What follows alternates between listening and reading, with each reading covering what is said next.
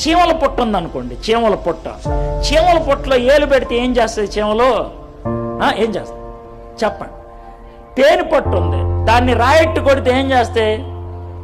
కొడతాయి కదా. చీమల పొట్టుని కెలకటం ఎంత డేంజరో అర్థమైందా?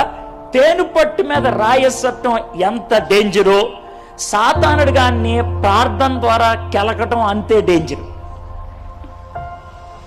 ఎందుకో తెలుసా? ఆడిని ప్రార్థన ద్వారా కెలికావనుకో ఆడి మీదకి వస్తాడు, ఆడు కొడతాడు. దాన్ని ఎదుర్కోవడానికి ఇష్టపడాలి మనం, దాన్ని ఎదుర్కోవడానికి సత్తా ఉండాలి. అందుకనే తేనె పట్టులో తేనె తీసుకోవాలనుకున్నవాడు మీద గోను పట్టేసుకొని వెళ్తాడు, చీమల పట్ట కెలికేవాడు పుల్ల ఎట్టుకెళ్తాడు. అవునా కదా? మామూలు భాషలో. కాబట్టి సాతాను దగ్గరికి ఏదో ఒకటి పట్టుకెళ్ళాలి. ఆయన కెలికొస్తే ఆడ మీదకి వచ్చినా తప్పించేసుకోవచ్చు. వస్తాడు ఆడు ఊరిన కూర్చోడాడు, ఎగురుతాడు, ఖచ్చితంగా ఎగురుతాడు. ఎగరలేదంటే నువ్వు కెలకలేదని అర్థం. అర్థమైందా నీకు విషయం?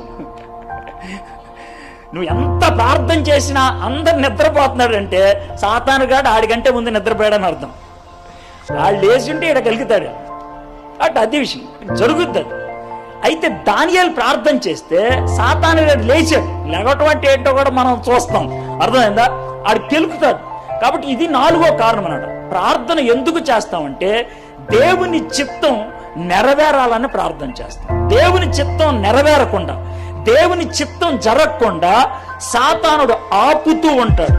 ఆ సాతాను క్రియలు లయం చేయడానికి చేసేదే 4 కారణాలు. ఇప్పుడు 4 కారణాలు చెప్పా. 1 తెలుసుకోవడానికి, 2 అర్థం చేసుకోవడానికి, 3 అంగీకరించడానికి, 4 అడ్డు తొలగించడానికి. 4 విషయాలు.